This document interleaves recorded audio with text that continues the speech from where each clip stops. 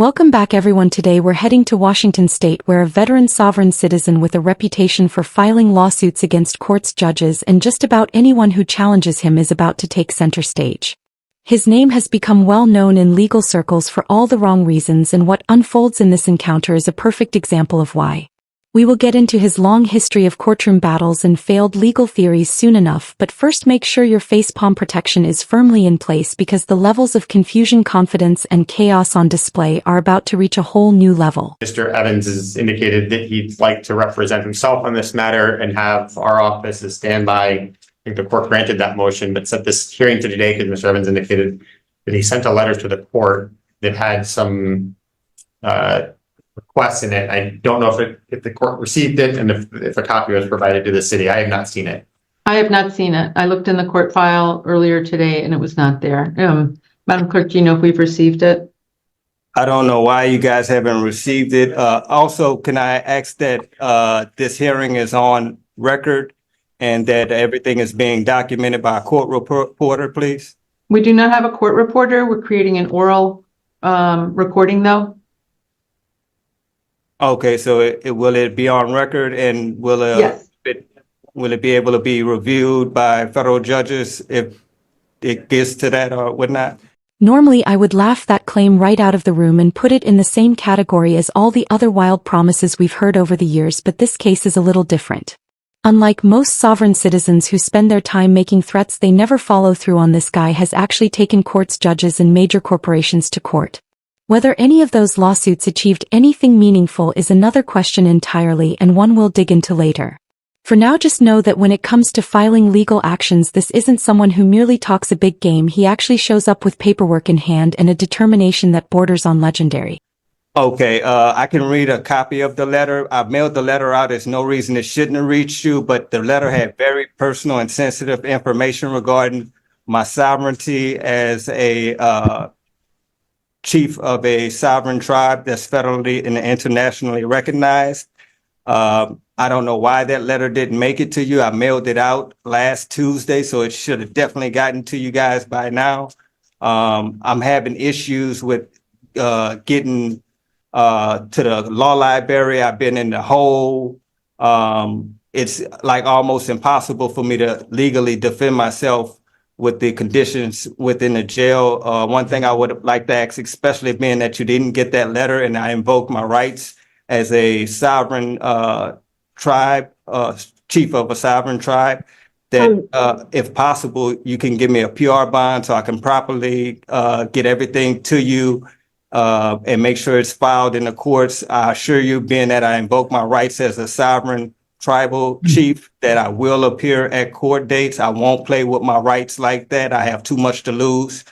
And I have a leg injury. But the main thing is my legal part, and the getting the proper defense, and then the mail that I'm mailing out, it's not even getting to you. So I know I'm gonna have an issue defending myself from the inside of this jail. If you could do that for me, I humbly, respectfully ask that you give me a PR bond so I can at least properly defend myself, especially that I invoke my rights as a tribal. If you're really a tribal chief, then your official title must be Chief Eats a Lot of the Crayola Tribe, because every argument you make sounds like it was scribbled together with a box of crayons and a whole lot of misplaced confidence. I believe we've already had multiple bail hearings. I'm sorry, Madam Clerk, you were saying? I was just going to say that there was a letter that was faxed in that we received yesterday, and I just forwarded it to all parties. Okay, thank you. I'm going to take a moment to look at that then. I didn't see it in the file. In addition to that, I introduced evidence that will exonerate me. Mr. Evans, I can't read it and listen to you at the same time. I'm sorry, Your Honor. Also, Sir, I can't read and listen at the same time.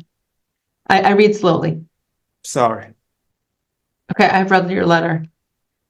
You've already had at least one bail hearing, because I remember it. I have not heard any change in circumstances such that you're not entitled to a second bail argument. Bail remains as previously set, $500 per charge. What tribe are you enrolled in? All of that, I don't want to reveal that information because it's private. That's why I invoked also the Peace and Friendship Treaty between the United States and Morocco, in which I do qualify for that. And also you can contact the Embassy of Morocco. No, so I'm familiar with that treaty, and it is a trade treaty. It has nothing to do with your right to commit crimes anywhere you feel like. No, ma'am. It has nothing to do with me committing crimes, but they will vouch that I am royalty, and Morocco has granted me as part of their royalty, and they will vouch for me. I assure you. You can't be a royalty in Morocco and a Native American. That's not possible. Technically, sure, it's always possible to imagine all kinds of backgrounds and family connections, but let's stay grounded here. If someone were genuinely tied to one of the world's wealthiest royal families, the reality would probably look a lot different from struggling over a few $1,000s for bail. So while the story can include all sorts of claims and possibilities, the facts on the ground tend to tell a much simpler and more realistic picture, which we'll dig into properly as the video goes on. Sure. If you look at the evidence that I submitted, I assure you I am. I received no evidence. I received just your letter. Right. So I'm not going to grant your motion to dismiss. Okay. What are we doing? Okay. And I submitted evidence in the letter. I'm not denying, I'm not granting a motion to dismiss. I understand, but I submitted evidence in the letter as well. I've considered your letter, and I'm not granting your motion to dismiss. I understand. Okay, what are we doing? What about the evidence? What do you want me to do with the, I don't have any actual evidence. I have your statements. Right, I submitted evidence in the letter. If you read it, you'll see that I submitted a civil case as evidence. You submitted, you mentioned a civil case. I don't see the civil case. I have no access to this case. I submitted civil case 24012 out of St. James Parish, Louisiana, as evidence that will exonerate me. And in addition to that, it will prove everything that I'm saying to be true. I don't have that case, sir, is what I'm telling you. All I have is your letter. Right. In the letter, I submitted civil case 24012 out of St. Sir, I don't have that case in front of me. I don't know what's in it. I have no access to it. All I have You have is, to retrieve it. I have no way to do that. You have to That's your contact the job. courts. Sir, that's your job. This is your case. You represent yourself. It's your job to put your case together. It is not the court's job. I ethically cannot do investigation on my own. No, I'm not asking you to do an investigation. I submitted evidence in the letter as well. I've reviewed your submission and I'm not granting your motion to dismiss. I understand, but what exactly are we doing here? What about the evidence? What am I supposed to do with it? I don't have any actual evidence before me, only your statements. I did submit evidence in the letter. If you read it properly, you'll see I did include it. You're asking me to go retrieve something. That's an investigation. I submitted civil case 24012 out of St. James Parish, Louisiana, as evidence that will exonerate me. Then you have to actually get that case and put it before the court. It's impossible for me to do that inside jail. You have a standby counsel. Perhaps you can talk to him about it. Are you going to be able to retrieve that case for me? 1 second. And Your Honor, I can make the records request. I don't know if it's going to have any luck receiving it. I mean, based on the information that I have. The case has a seal on it, and you're going to have to get permission from the Chief Justice Roberts to get the seal broken. I don't understand what the U.S. Supreme Court has to do with a Louisiana state case. Because it holds my rights, as my constitutional rights and privileges as a chief of a federally and internationally recognized tribal chief, in which I represent a sovereign state. Okay, so what are we doing today? According to the letter, if you're not going to dismiss it, I asked that in the letter I requested that you file a motion of discovery. I can't file any motions. I'm not an attorney. I don't represent you. I don't represent the city. That is not my role. Okay, and you said you're not dismissing due to lack of evidence. Correct. I have read the police reports and did find probable cause to detain. And some of these cases are in review status. They've already been resolved and found guilty. Okay, and also in those review cases, I said if the Sir, I'd really like to focus on what we're doing today. I've denied your motion. We need to move on. Yes, ma'am. Okay, so what are we doing today? What's the plan going forward? The plan going forward, I would like a fast and speedy trial by jury. I would like a motion for discovery to be filed. I would like a motion to suppress. Sir, you represent yourself. You have to file those motions. Nobody, you asked to represent yourself. You got, Judge Rose Akins granted that. So it's up to you to file those motions. Okay, I just received the paperwork from Mr. Iannetti today on the format to file those motions. So I'll have those motions mailed out tonight. Okay, perfect. All right, so we're setting this for trial, is what I'm hearing. By jury. Okay, so only the pretrial cases are going to be set for trial. I see the pretrial order has all the case numbers on it. Or does it have only the pretrial one? Okay. I just clicked on it to give them an example of that order as well. No, I think you've got all the right ones on here. Okay. 1-5. And I also asked that that letter be sealed due to the fact it has sensitive information on there regarding me and You my have to file a motion to seal it, sir. I'm sorry, but this is why it's best not to represent yourself if you don't know criminal procedure. There's a whole process to having something sealed. I have to make certain findings. I don't have that motion in front of me. Okay, I requested it in the letter, but I'll file a motion as well. Okay. But I'd encourage you to read the Bone Club case so that you can understand what the guidelines are for sealing. I haven't received any of that information, and also I need access to the law library, which is like I don't have any access to the law library. Maybe you should stop and ask yourself whether representing yourself is really the best idea here, especially when you're struggling with the basics, like not even knowing there are 2 R's in the word library. Something you'll have to talk to SCORE about. So has any discovery been provided? I gave them the narratives. Police reports, that's it. Will the city, first of all, is there a motion to join and consolidate these cases for trial? Yes. Any objection, Mr. Evans? Yes, I do have an objection. So then you realize it'll take roughly 4 months to try these cases. Will I be sitting in jail the entire 4 months, or is it 60 days still? The problem is we can't try, if you're not going to agree to try them simultaneously, I can't guarantee you they'll all be tried we only do jury trials 1 week out of the month.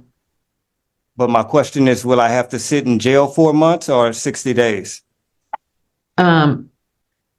Potentially 4 months. I can't rule that out.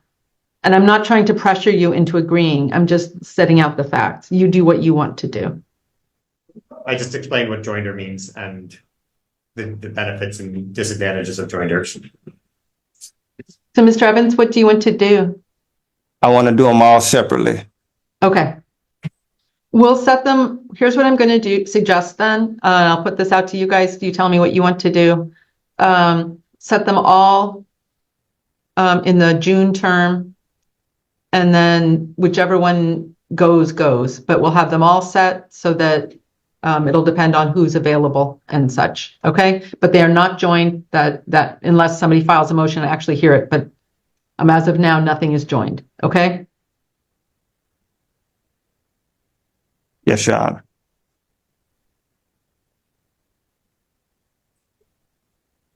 So the readiness hearing will be on June 12th.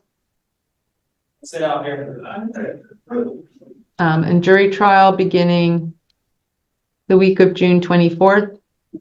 And we'll have a hearing on admissibility we'll have a 3-5 hearing. That's a hearing about any statements you may have made, Mr. Evans.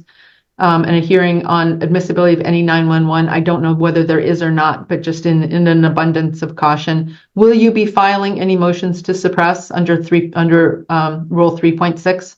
I'll be filing motions to suppress and subpoena. Are there additional witnesses you'll be calling?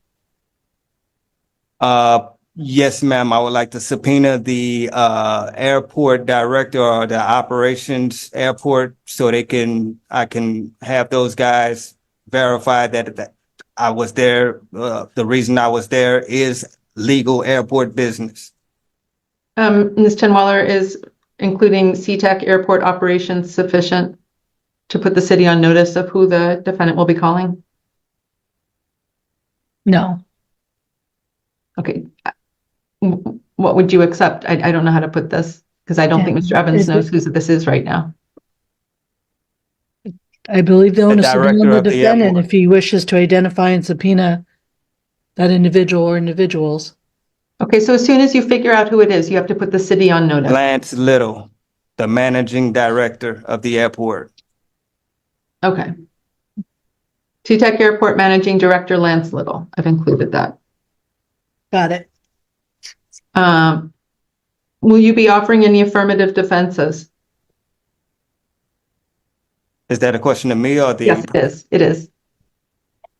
What's your question again? I'm sorry.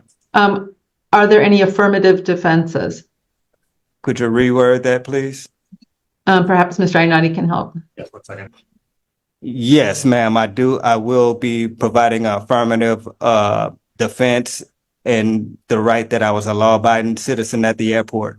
So I think that's general denial. That's not an affirmative defense. Well, also that I was a passenger of a business that operates legally in the airport, of a charter bus company that legally operate. I was a customer of a charter bus company that legally operates in the airport. So still, that's just general denial. That's saying I didn't do it. Not an affirmative defense is saying you did it, but there was that you were allowed to do it. Right. I was at the airport, and the reason why. So that is general denial. That is saying there was no crime that was committed. That's what you're saying, right? That you did not commit any crime. No, I'm saying that I was a customer of the airport. A general denial is simply saying you didn't do what you're accused of, while an affirmative defense accepts the act but argues there's a legal reason you shouldn't be held responsible, such as double jeopardy or statute of limitations. Importantly, in a general denial the burden of proof stays on the prosecution, but with an affirmative defense part of the burden shifts to the defendant to prove that legal justification. It's not an affirmative defense. An affirmative defense would be saying I trespassed, but I had to because I was being chased by someone and I ran into the airport for safety. It was necessity is an affirmative defense. Okay. Lawful use of force is a defense. In that Just case, saying I didn't do it, I was allowed to be there is not an affirmative defense. It's a defense. I'm not saying that it's not a defense. I'm just saying it's not technically an affirmative defense such that you have to put the city on notice. okay, according to your definition, I guess it's not an affirmative defense. But once again, could they close the door so I can make sure I'm hearing? Can I re-verify that everything is being recorded and that everything's on file? And I would also like that a court reporter be present for all future hearings and possibly for this one as well, if possible. We will not have a court reporter. We are not required to. We are not a superior court. We don't have a budget for that. We record everything. Everything is recorded.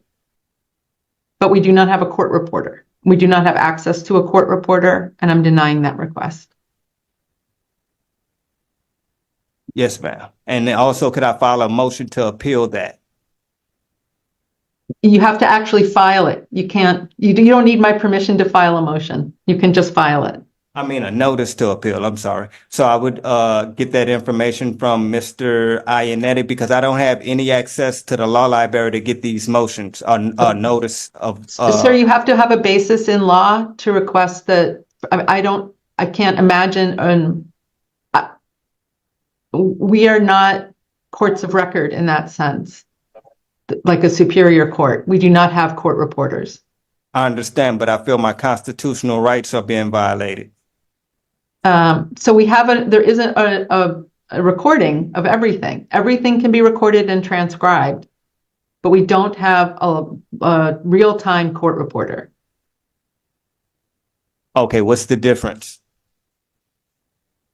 I can explain. I'm ready, Your Honor. Okay. And it looked to me like what is current speedy in custody, Ms. Chinweller, do you know? 719. Thank you. All right, Mr. Evans, bail remains $500 each case. We'll see you back here, each count rather. We'll see you back here on June 12th at 11 o'clock in the morning. Stay in touch with Mr. Ainati. He can help you. Ms. Judge, Your Honor, my bail was raised. Is there any explanation for my bail being raised? Some of my cases was $250. It went from Was it? $250. Yes, ma'am. Oh, I'm sorry. You mean I just said that I changed it right now? I see that. It was changed by the previous judge. It was raised to 500. She went just off the notion of what the lawyer said, which was inaccurate. And then the inaccuracy was passed on to you as well. And then you were about to redouble down on it. All right. Thank you for pointing that out, sir. I'm restoring bail to $500 per case. You mean $250 for some of the cases? And Well, it's $250 per count on cases that have 2 charges. all right, let me take a look at the paperwork I got and I'll let you know which one said $250 bail. Yes, Your Honor, I believe that the last hearing, that it was pro tem judge and she set it at 500 per charge. And I think she misunderstood that when Ms. Chinweller advised her, it was supposed to be 500 per case. Correct. Okay, for a case ending in 2319, that was $250 bail. No, see, there are 2 counts. Look down below it. There are 2 counts. There's 1 count of criminal trespass in the 1st degree and 1 count of making a false statement.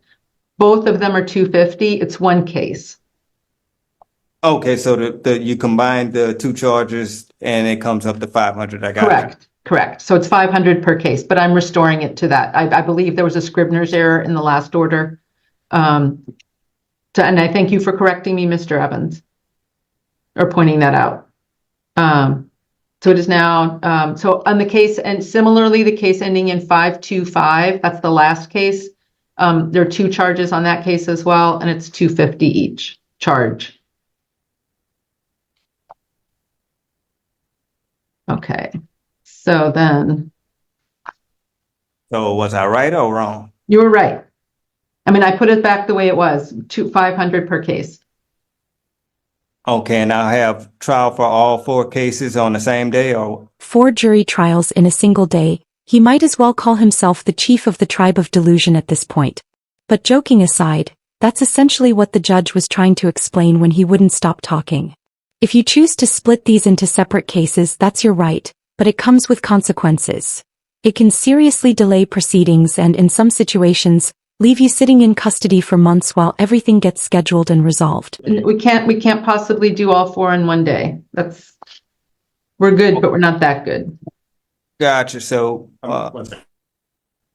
and also the letter that I sent you, it's going to be on file for the public to see all the information I have in there. Until I receive a motion to seal and we have a hearing on it, yes. Did you read the backside of it as well? What I Yes. said? Okay.